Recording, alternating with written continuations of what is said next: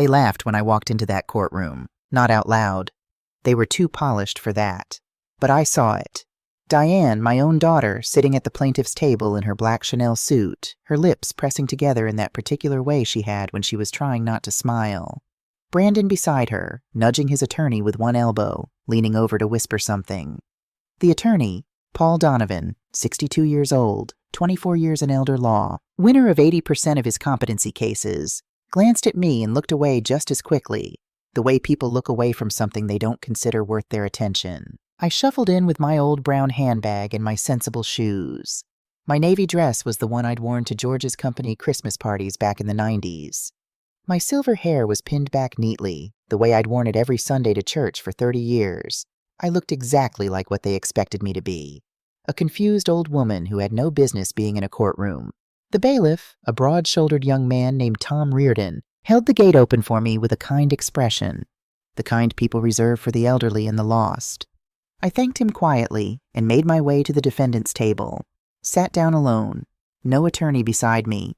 No briefcase full of documents. Just the handbag, set carefully on the floor beside my chair. Diane whispered something to Brandon. He nodded, smiling. I folded my hands on the table and waited. 6 months earlier, I had been holding George's hand when he died. The hospital room smelled of antiseptic and cut flowers. Ruth had brought tulips, yellow ones, George's favorite. The monitors had been beeping steadily for 3 days, and then at 4:17 in the morning on a Tuesday in February, they simply stopped. The doctors had given us 6 months. George had made it 4. Cancer, as I had come to understand it, does not negotiate. Ellie. His voice had been barely a breath by then, rough as dry paper. I leaned close. They're going to come for you. George, let me finish. His hand tightened on mine, surprising strength for a man who hadn't eaten in 4 days. They think you don't know anything. Let them keep thinking that. Everything is in place. I made sure. He paused, gathering himself. The envelope, in the second drawer of my desk. Don't open it until after the reading.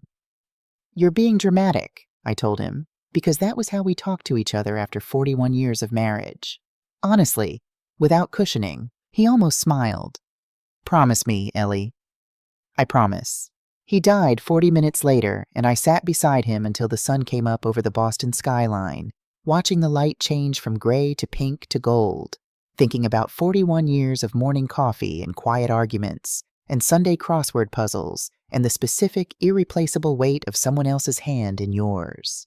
The envelope stayed in the drawer, unopened, for 2 weeks. Harold Fitch had been George's attorney for 22 years. His office on Boylston Street smelled of old leather and wood polish, the kind of smell that says serious money has been discussed in this room.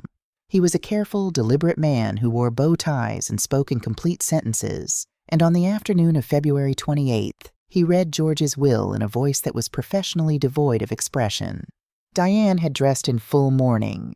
Black dress, black heels, a small clutch that cost more than most people's car payments. She held a folded handkerchief in her right hand. Not because she'd been crying, I noticed, but because it looked appropriate. Brandon sat beside her in a charcoal suit, one ankle crossed over his knee, his eyes moving slowly around the room in a way that reminded me of someone taking inventory. I wore a gray cardigan and George's favorite pearl earrings. To my beloved wife, Eleanor Ann Whitfield, Harold read, I leave the entirety of my estate, including all properties, business holdings, investment accounts, and liquid assets, currently valued at approximately $58 million. The silence that followed was the loudest thing I had ever heard. Diane's handkerchief fell to the floor. That's not possible. Her voice was very controlled, which told me she was very close to losing control. Dad promised me the Newport house. He told me, to my daughter, Diane Whitfield Hargrove, Harold continued, with the practiced calm of a man who had delivered unwelcome news before, I leave my collection of first edition American literature and the photograph from our trip to Yellowstone in 2003. A photograph. Brandon's voice was flat, stripped of its usual easy confidence. He left her a photograph. To my son-in-law, Brandon Hargrove, I leave my set of Wilson golf clubs, which he admired on several occasions. Brandon stood up. There has to be a mistake. This has to be a mistake. He looked at me for the first time. Really looked at me. And I saw something move behind his eyes. Not grief. Calculation. Eleanor, you had to have known about this. You must have... Did you influence him? Toward the end, when he wasn't himself? George was entirely himself until the very last day, I said quietly. You would know that if you'd visited more. The drive home was long. I made tea when I got back, sat in George's armchair, and let myself feel for exactly 1 hour the full weight of everything. The grief, the exhaustion, the particular ache of being widowed at 67 in a house that still smelled like someone else's life. Then I got up, went to the study, and opened the second drawer of George's desk.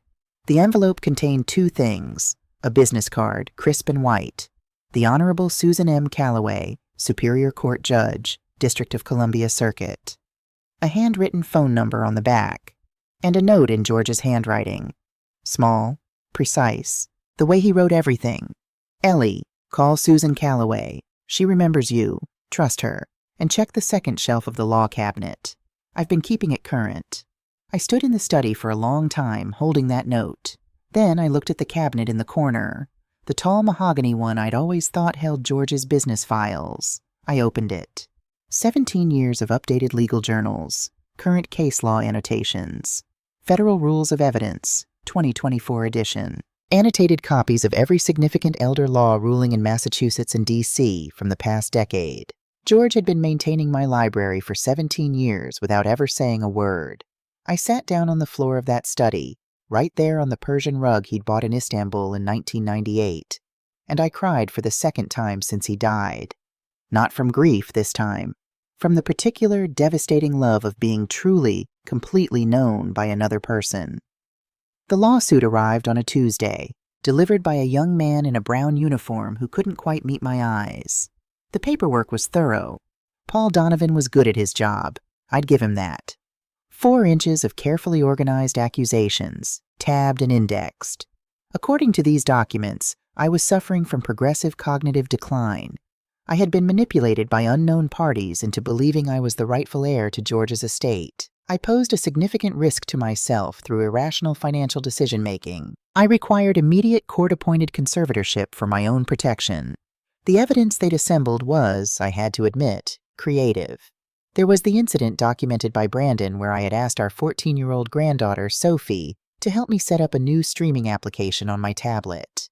Inability to manage basic technology.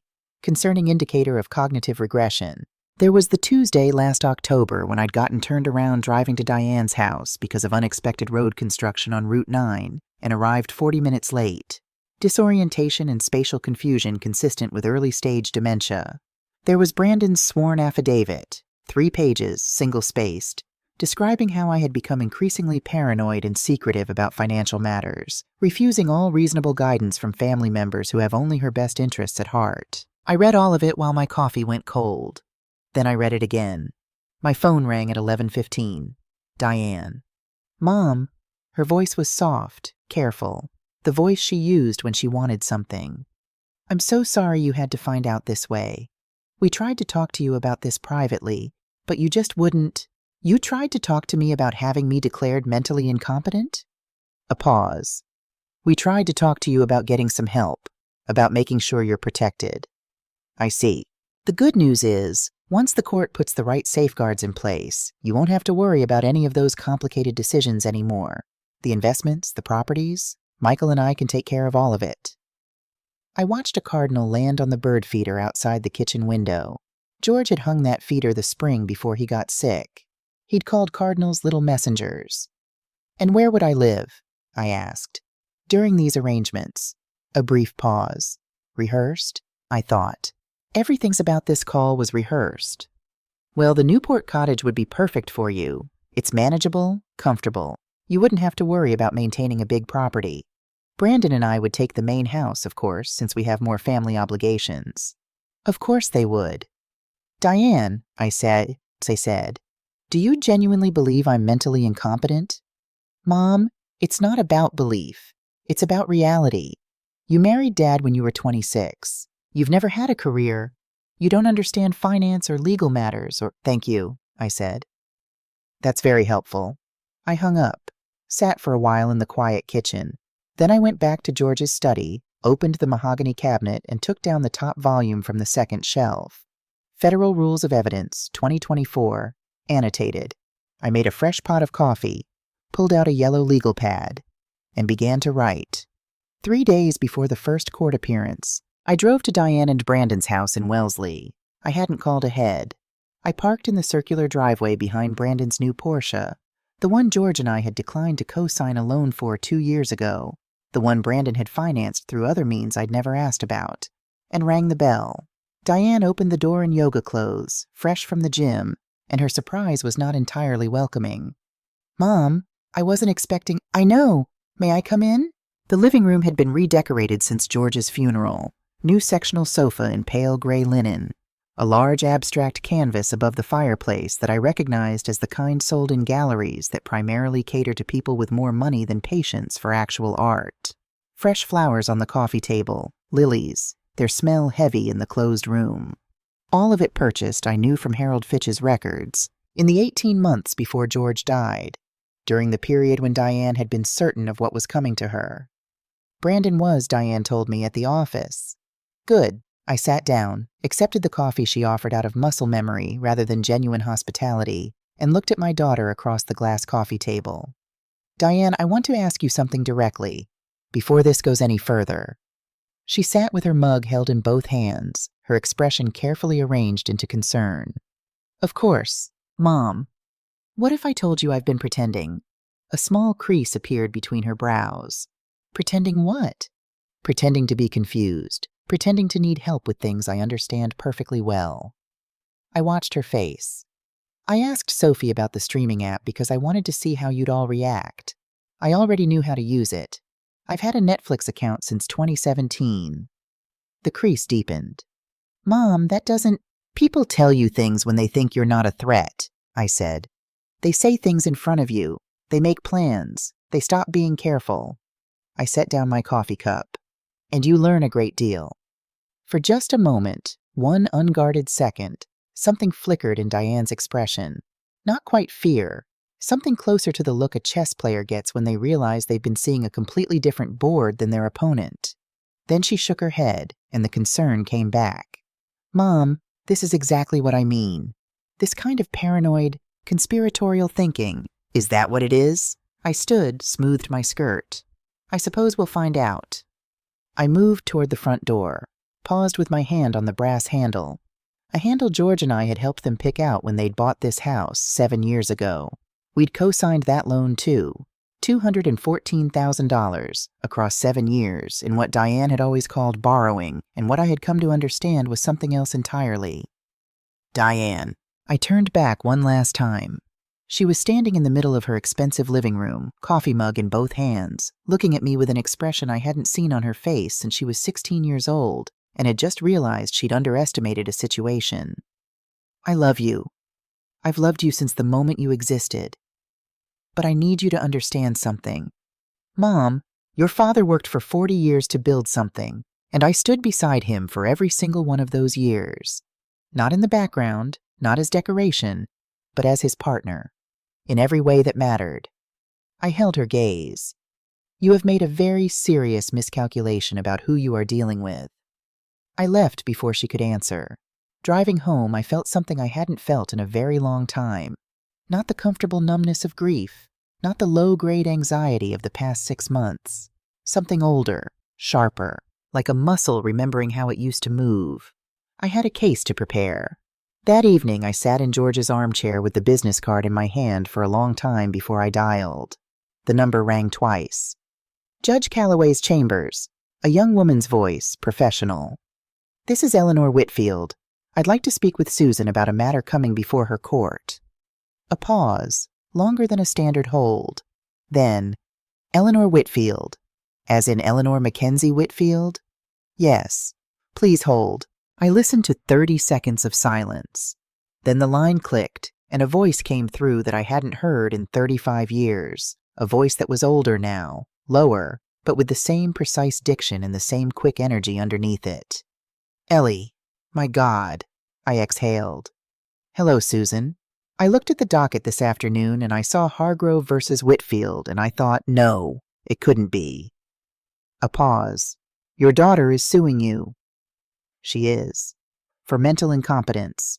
That's the allegation, yes. Susan Odell had been 2 years ahead of me at Georgetown Law School, class of 1979 to my 1981, though we'd overlapped for 2 years in the moot court program. She'd been the most formidable appellate advocate I'd ever seen, and I'd seen her dismantle a federal prosecutor's case over the course of a single afternoon with nothing but a yellow legal pad and 30 years of case law in her head. She'd been Susan Odell then. She was Susan Calloway now, and she had been a Superior Court judge for 14 years. George had always been thorough. Eleanor the Blade Mackenzie, Susan said, and I heard the precise moment she decided to find this funny rather than alarming. Mentally incompetent. I've been on the bench for 14 years, and I don't think I've ever... She stopped. Tell me you're not walking into my courtroom without representation. I'm keeping my own counsel. Ellie, you've been out of practice for 30 years. Paul Donovan is good. I know. I've reviewed his last 40 cases. I reached down and pulled the yellow legal pad from beside the chair. 12 pages of handwritten notes, both sides. He has a pattern. He relies heavily on behavioral testimony in the opening petition, then pivots to medical evidence once the defendant is already rattled. He counts on the defendant being too overwhelmed to challenge his procedural moves early. I paused. He also filed an incomplete discovery package. He's missing 3 years of financial records that he would need to support the asset mismanagement claim. A long silence. You've already been preparing. George left me everything I needed. My voice held, though just barely. He's been maintaining my legal library for 17 years without telling me.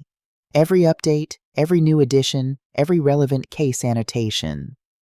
I looked at George's photograph on the mantel, the one from our 30th anniversary, the two of us on the deck of a rented sailboat off the coast of Maine, both of us laughing at something the photographer had said. He knew this day would come. He made sure I'd be ready. Susan was quiet for a moment.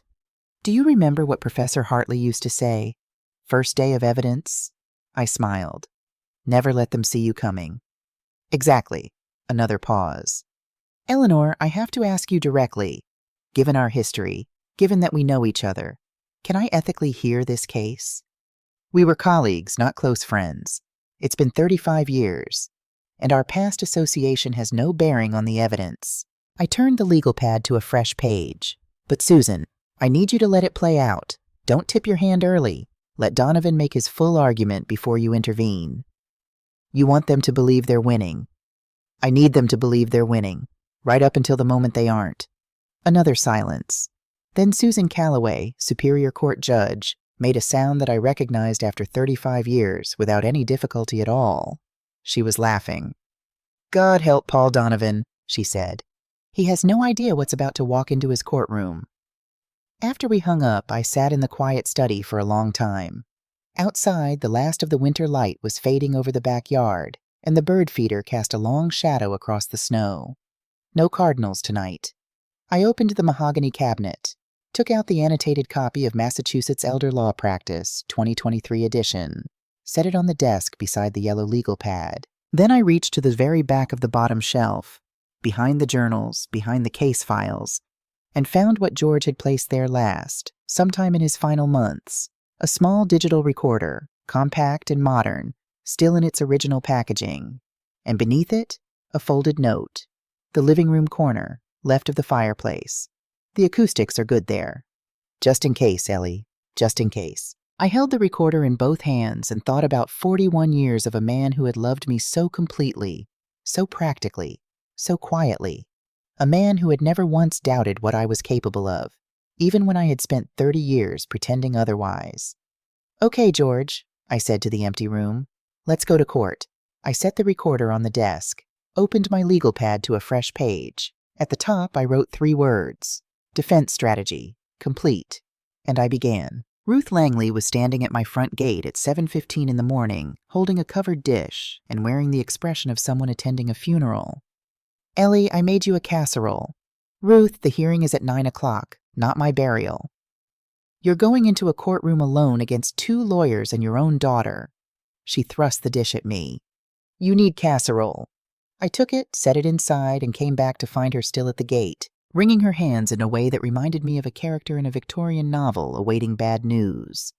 "Are you absolutely certain you don't want to call someone? A real—" She caught herself. "I mean, a practicing attorney?" I picked up my handbag from the porch table. The brown one, old and soft with use, the one Diane had once called embarrassing at a charity luncheon. I smoothed my navy dress, checked that George's pearl earrings were fastened, and looked at my neighbor of 22 years. "Ruth," I said, "I am a real attorney." She stared at me. I kissed her on the cheek, walked to my car, and drove to the Suffolk County Courthouse without looking back. The morning light was sharp and cold, the kind of February clarity that makes Boston look like a city carved from glass. I arrived 20 minutes early, found the correct courtroom on the 4th floor, and sat alone at the defendant's table with my old handbag on the floor beside me. Diane and Brandon arrived at 8:52 with Paul Donovan and a younger associate whose name I didn't catch. They were talking easily among themselves, Donovan making some point with his hands, Brandon nodding in that decisive way he had when he wanted to appear more certain than he was. Diane looked rested. Her suit was charcoal today, her hair blown out, small diamond earrings that George had given her for her 30th birthday, catching the courtroom light. She glanced at me when they came in. Something moved across her face. Not quite guilt, not quite triumph. Something uncomfortable that lived between the two. Then Donovan said something and she turned away. Brandon didn't glance at me at all. Bailiff Tom Reardon called the room to order at precisely 9 o'clock. The door to the judge's chamber opened. Judge Susan Calloway walked in. She was 63 years old, silver-haired, with the erect posture of someone who had spent decades being the most authoritative person in every room she entered. She wore her robes with the ease of long habit. Her eyes swept the courtroom in the practiced, encompassing way of an experienced judge. And for exactly 1/2 second, when those eyes found me at the defendant's table, her steps carried the faintest hesitation. No one noticed. Donovan was arranging his papers. Brandon was straightening his tie. Diane was uncapping a pen. Susan Calloway took her seat, looked down at her docket, looked up. "We're here on the matter of Hargrove versus Whitfield," she said. "Petition for determination of mental incapacity and appointment of conservator. Mr. Donovan, you represent the petitioners?" "Yes, Your Honor." "And Mrs. Whitfield, you're representing yourself in this matter?"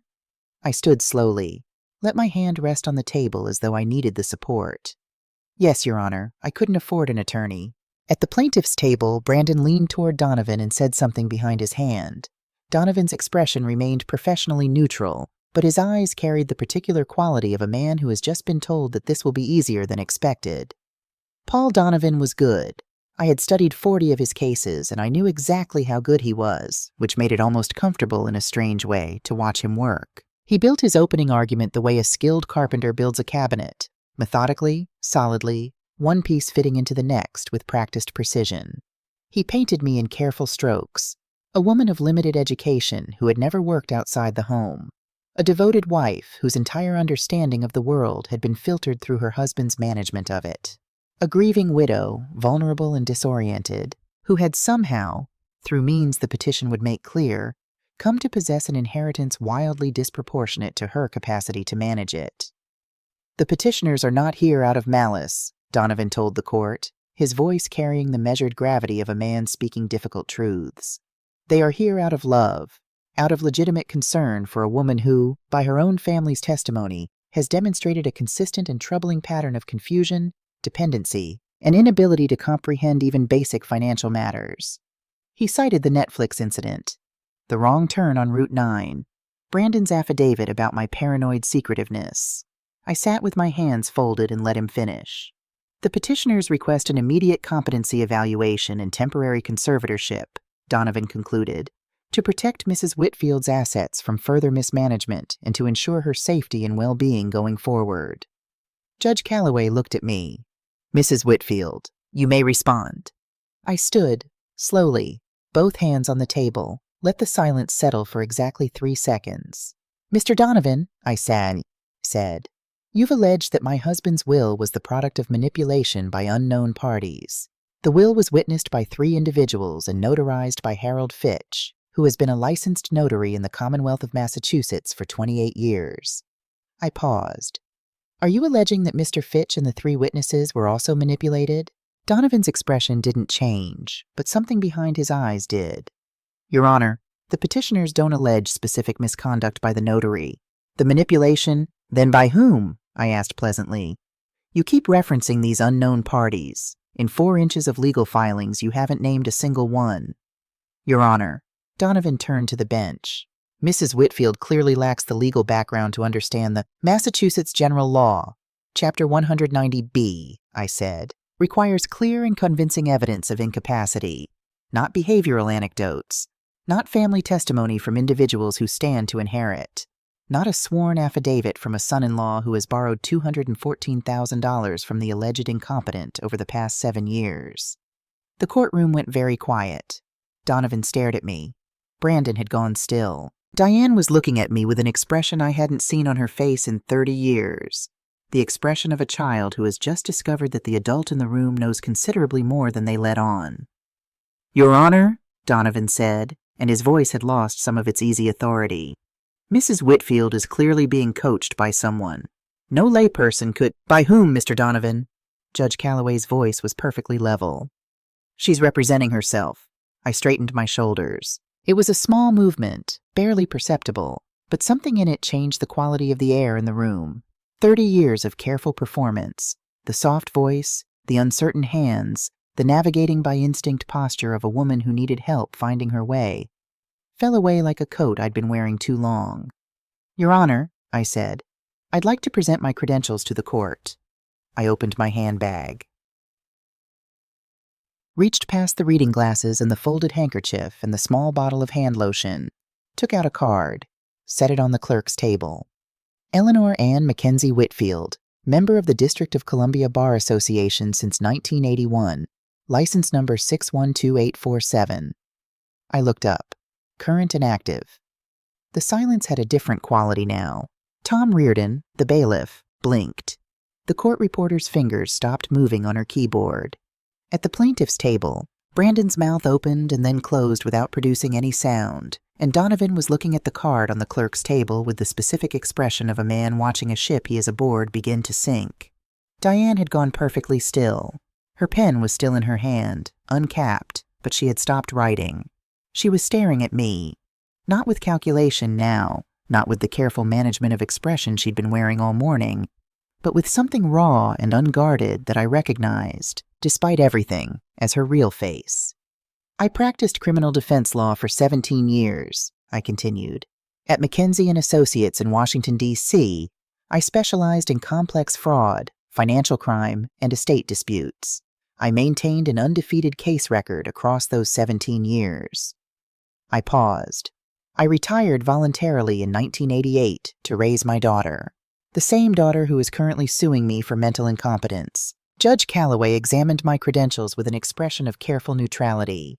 Around her eyes, if you knew where to look, there was something that might have been satisfaction. Mrs. Whitfield, she said, why didn't you disclose your legal background at the outset of these proceedings? Because, Your Honor, I wanted to see the full extent of the accusations Mr. Donovan would make against someone he assumed was legally ignorant. I turned to face Donovan directly. You've spent 20 minutes arguing that a woman who asked her granddaughter about a streaming application lacks the mental capacity to manage a significant estate. You didn't research me. You filed a petition alleging incompetence against a licensed attorney without performing a basic background check. Donovan found his voice. It was shakier than before. Your Honor, this changes nothing. Mrs. Whitfield hasn't practiced in decades. The evidence of recent decline is what, precisely? I asked. That I got lost during road construction? Mr. Donovan, if spatial disorientation during unannounced highway detours constitutes dementia, I would gently suggest reviewing your own GPS history before drawing conclusions. A sound moved through the courtroom. Not quite laughter, something more restrained, quickly suppressed. Judge Calloway's gavel came down once, lightly, less a call to order than punctuation. Mr. Donovan, do you have any medical evidence? Any neurological evaluation? Any psychiatric assessment? Any documented diagnosis from a licensed physician supporting your claim of mental incapacity? Donovan shuffled his papers. We request that the court order a full neurological evaluation. Based on what medical grounds? Based on behavioral observations from family members who... family members who stand to inherit $58 million. The quiet that followed was the kind that fills a room and stays. During the recess, I stood by the window at the end of the fourth-floor hallway and watched the city below. February traffic, a food cart on the corner, two pigeons arguing over something near a trash can. Donovan approached me from down the hall, his earlier confidence replaced by something more careful. "Mrs. Whitfield, my clients are prepared to discuss a settlement. Withdraw the conservatorship petition in exchange for a more equitable division of the estate. You mean Diane would like her inheritance after all? $58 million is a substantial sum for a single individual to— Are you questioning my mental capacity again, Mr. Donovan? Because I should mention that didn't end particularly well for you the first time."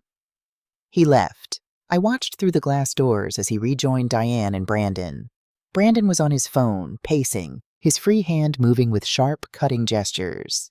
Diane stood slightly apart from him, her arms crossed, looking at the floor. When court reconvened, there was a new attorney at the plaintiff's table. He had appeared during the recess, young, aggressive-looking, with the kind of contained intensity that suggested he'd been called in as an emergency measure. His name, I would learn in the next 5 minutes, was Derek Stafford, and he had a different strategy entirely. "Your Honor, the petitioners are amending their claim." He was on his feet before Calloway had fully settled. "We now allege that Mrs. Whitfield deliberately deceived her family regarding her mental and professional status, manufacturing a scenario designed to entrap the petitioners into filing this lawsuit.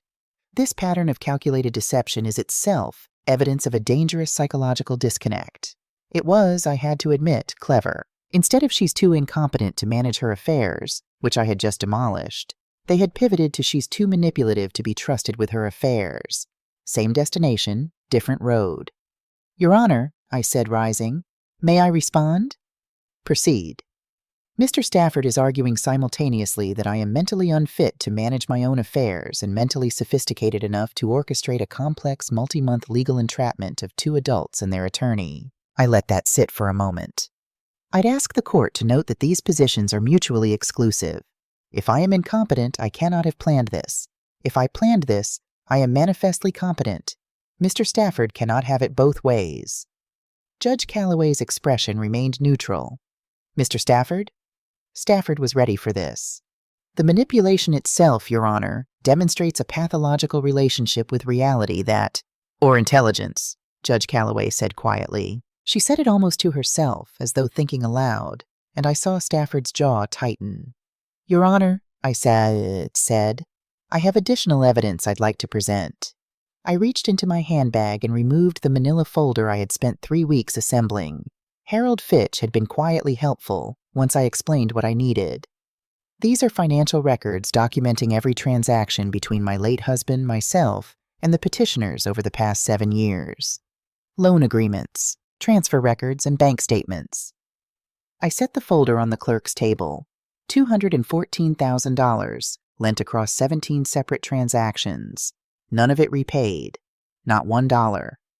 Stafford objected on discovery grounds. Judge Calloway overruled him with the measured patience of someone who has heard that argument before and found it wanting. Diane was looking at the folder. Brandon had stopped moving entirely. "This is not a family acting out of concern for an elderly woman," I said. "This is a family that has spent 7 years treating my husband's generosity as an entitlement and is now attempting to formalize that entitlement through the court system." Stafford called Diane to the stand. I understood the strategy. He needed to humanize the petitioners, to reintroduce the narrative of a worried daughter before I could do any more damage. Diane was composed when she took the oath. Back straight, voice steady, the capable professional face she wore to her finance job and her charity committees and every other arena where she needed to be taken seriously. She answered Stafford's questions about my behavior since George's death. The confusion, the apparent helplessness, the concerning signs. I let her finish. Then I stood up. "Diane," I didn't approach the stand. I stayed where I was, and I kept my voice exactly as it had always sounded to her. Her mother's voice. Nothing more. "Do you remember when you bought your first house? The townhouse in Alexandria, 2009? She looked at me warily. "Yes." "Do you remember who found the easement clause in the contract? The one that would have cost you $40,000 in access disputes within the first year?" A pause. You did. I sat at your kitchen table for 3 hours going through every page of that contract. You called me the next morning and said, "Mom, I don't know what I'd do without you." I watched her face. That was me, Diane, the woman who can't understand legal matters. Stafford objected. Judge Calloway allowed it. Do you remember who helped you negotiate the terms of your partnership agreement at the firm? Who spotted the non-compete clause that would have locked you out of your industry for 3 years if you'd ever wanted to leave? Diane's voice was quieter now. You did. I did. I held her eyes. In 30 years, you called me for help dozens of times. Legal questions, contract questions, situations where you needed someone who could think clearly under pressure. And every single time, I helped you. And every single time, you went back to thinking of me as just Mom. I paused. Do you genuinely believe I am mentally incompetent, Diane? Or do you believe that your father made a choice you didn't expect, and it was easier to call it incompetence than to call it what it actually was? The courtroom was very still. Stafford said something, an objection, I think, but it seemed to come from a distance, from outside the specific and fragile space that existed between my daughter and me in that moment. Diane looked at me for a long time. Her professional composure was still in place. Technically, her posture, her expression. But something behind her eyes had given way. I knew that look. I had seen it when she was 7 years old and had broken a neighbor's window with a baseball and was deciding whether to tell the truth. The exact moment of choosing. I don't know, she said finally. Her voice had gone very quiet. I don't know what I believe anymore. Stafford looked at his witness with the expression of a man watching his most important structure collapse from the inside. Brandon gripped the edge of the table, and somewhere in my chest, behind the discipline and the preparation and the 17 years of case law and everything George had built for me and everything I had built for myself, I felt the particular grief of being right about something you had desperately hoped to be wrong about. My daughter had needed me to be weak, and I had never been weak a day in my life. Judge Calloway called a 10-minute recess after Diane stepped down from the stand.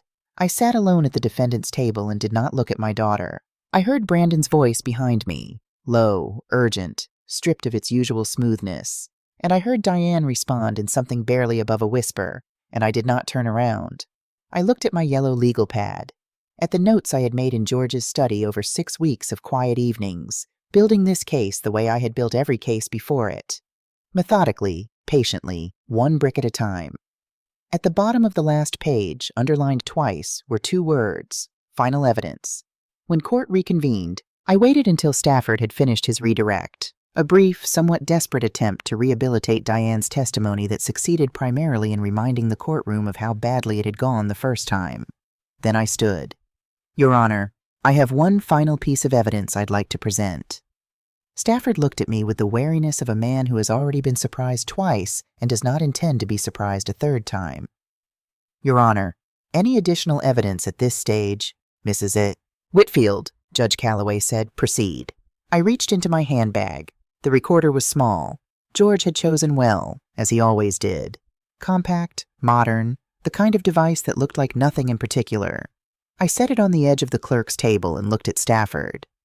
This recording was made in my home approximately 6 weeks ago, in my living room, during a conversation between my daughter and son-in-law. I was present in the adjacent room. I kept my voice level and factual. Under Massachusetts General Law, Chapter 272, Section 99, the Commonwealth requires the consent of at least one party to a conversation for recording to be lawful.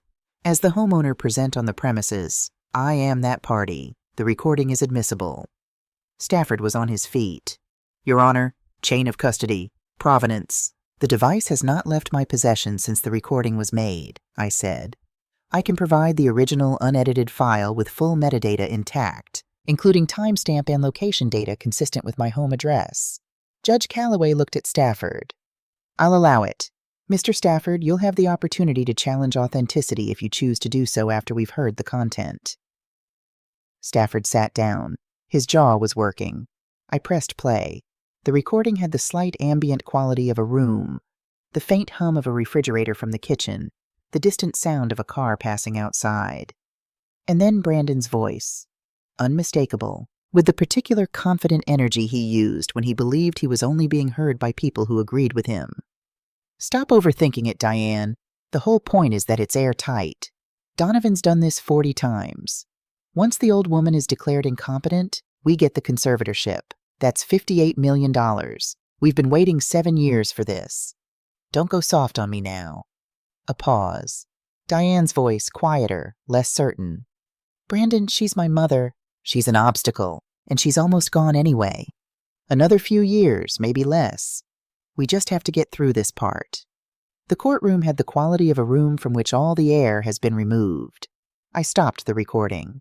At the plaintiff's table, Brandon had risen halfway out of his chair, his face a color I could only describe as the particular red of a man confronting his own voice saying the thing he most needed to deny. Stafford's hand was on his arm, pressing him back down. Donovan, who had been sitting slightly apart from the amended defense team, was looking at his own hands. And Diane. Diane was sitting very still. Not the composed, professional stillness she had worn all morning. Something else. The stillness of a person in the precise moment when the world reorganizes itself around a truth they can no longer avoid. She was not looking at Brandon. Judge Calloway's gavel came down once, clean and final. Order. Brandon found his voice. Your Honor, that recording was obtained under false... Mr. Hargrove. Judge Calloway's voice was not loud, but it had a quality that stopped sound. You are not currently a party speaking before this court. Please sit down. He sat. Mr. Stafford. Stafford stood, and I could see him assembling his response in real time, working with what he had left. Your Honor, Mrs. Whitfield clearly created the conditions for that conversation. She manufactured... She was in her own home, Judge Calloway said. Speak to the admissibility, Mr. Stafford, not the circumstances that led to it. The recording was staged. Mrs. Whitfield deliberately... Mr. Stafford. The judge set down her pen. Are you arguing that your client would not have made those statements under other circumstances? Because that is not an admissibility argument. That is a character argument. And I would strongly advise you to consider whether you want to continue making it. Stafford closed his mouth. I looked at Diane, because I could not help it. Because she was my daughter, and she was sitting in a courtroom hearing her husband call her mother an obstacle, and hearing herself almost push back, and hearing the exact moment she had not pushed back hard enough. Her eyes met mine. She didn't look away. Neither did I. Stafford made one more attempt. He was good enough to know the recording had damaged them critically, but experienced enough to reach for the only remaining thread. Your Honor, even granting the recording's admissibility, the conversation proves nothing about Mrs. Whitfield's competency. If anything, it demonstrates she has the capacity for elaborate, premeditated deception, which is itself a form of... Mr. Stafford. I stood. May I? Judge Calloway nodded. Your Honor, there is one more document I'd like to present to the court. Not as evidence of my competency, I believe that has been adequately established, but as evidence of the full truth of how this situation came to be. I reached into the handbag one last time. The envelope was worn at the edges. I had taken it out and held it many times over the past 6 months, in the evenings, in George's chair, when the house was quiet and the grief had its full weight. The paper inside was cream-colored, heavy stock, the kind George used for everything he considered important. The handwriting was his, small, precise, unhurried. I handed it to the court clerk. This is a letter written by my husband, George Whitfield, 14 months before his death. It was notarized by Harold Fitch in March of 2023 and filed simultaneously with his attorney's office and a sealed copy with the court clerk to be opened in the event of any legal challenge to his estate. I paused. My husband was a thorough man. Judge Calloway accepted the document from her clerk, read it in silence. The courtroom waited. I did not look at Stafford or Donovan. I looked at the window. February light, thin and pale, the kind of winter light that has traveled a long way to get here and doesn't have much warmth left in it. I thought about George maintaining that law cabinet for 17 years, ordering every new edition, filing every update, never once mentioning it, leaving the recorder in the drawer, writing Susan Calloway's number on a card, building, piece by careful piece, the architecture of my defense, not because he doubted me, but because he loved me. And love, as George had always understood it, was a practical thing. It showed up, it prepared. It made sure you had what you needed before you knew you needed it. Your Honor, I said, and my voice was steady, though it cost me something to make it so. My husband spent the last 2 years of his life building this, not because he thought I was incapable of defending myself. He knew exactly what I was capable of. He built it because he loved me, and because he wanted to make certain that whatever they threw at me, I would never have to face it without the right tools. I looked at the envelope in the judge's hands. In that letter, he documents his concerns about Brandon Hargrove's financial intentions.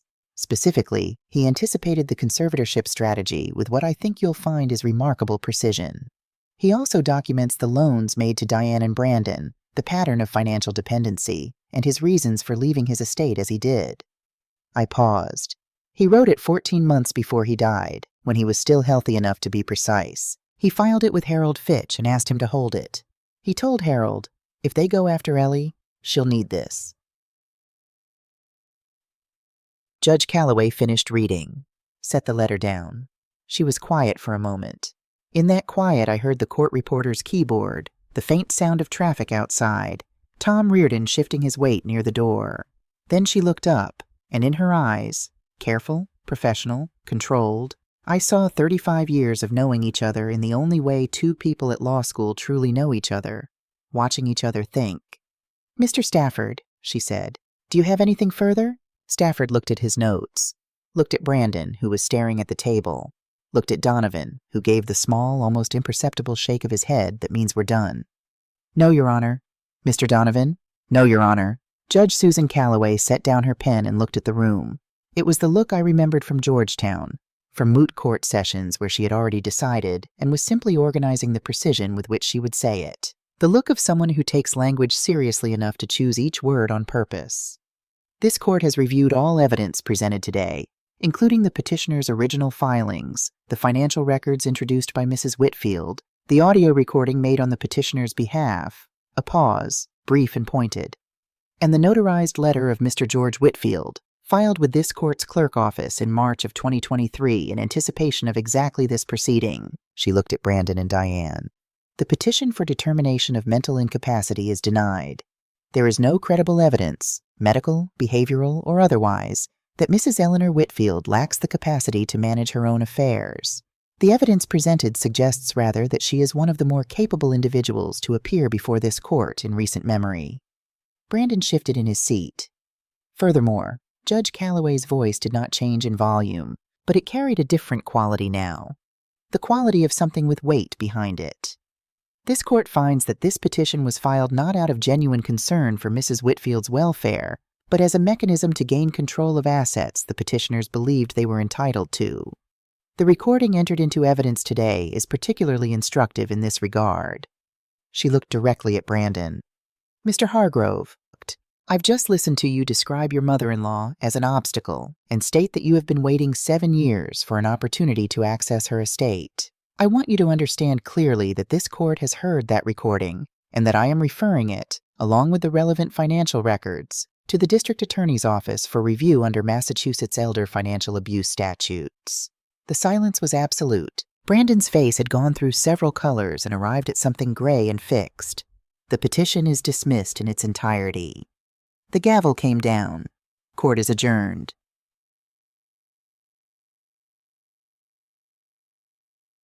The room dissolved into motion around me, attorneys gathering papers, Stafford speaking urgently into his phone, Donovan quietly and efficiently packing his briefcase with the focused energy of a man erasing his own presence. Tom Reardon opened the gate and gave me a small nod as I passed through. Brandon walked out without looking at anyone. Not at Donovan, not at Stafford, not at Diane. Diane stood at the plaintiff's table, not moving, while the room emptied around her. When only the two of us remained, she crossed the courtroom slowly, not with the deliberate stride she'd walked in with that morning, but with something smaller, uncertain, like a person navigating unfamiliar ground. She stopped 2 feet away. "Mom." Her voice was a different thing than it had been all day, stripped of the performance of it. Just her voice, the way it had sounded when she was young. "I'm so sorry." I looked at my daughter, at George's stubborn jaw and my own eyes, and 38 years of a person I had chosen, every day, above everything else. "I know you are, sweetheart." She reached out and touched my arm, briefly, uncertain of her welcome. I let her. "I didn't..." She stopped, started again. I knew he wasn't.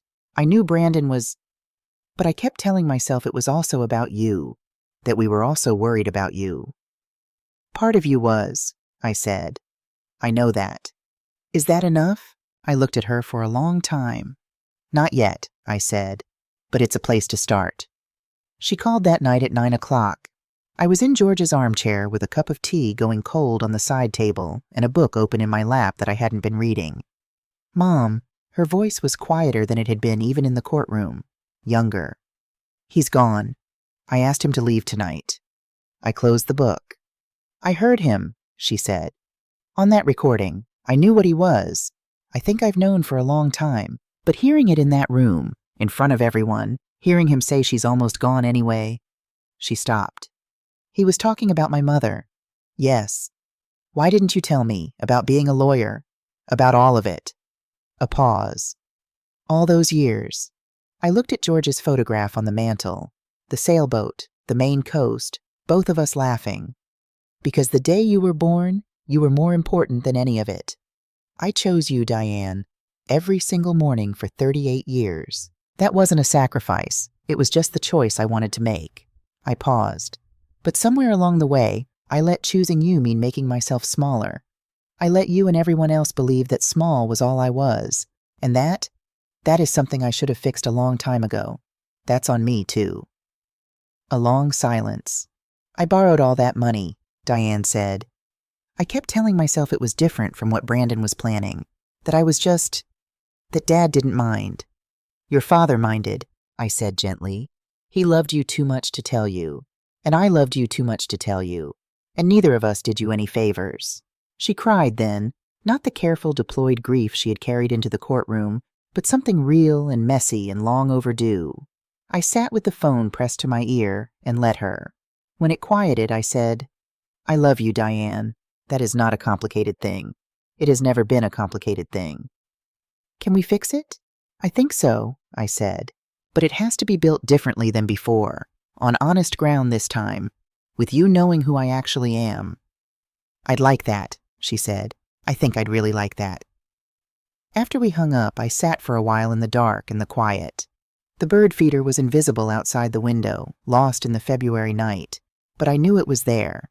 George had hung it in exactly the right spot, sheltered from the wind, easy to see from the kitchen chair where I drank my morning coffee. He had thought of everything.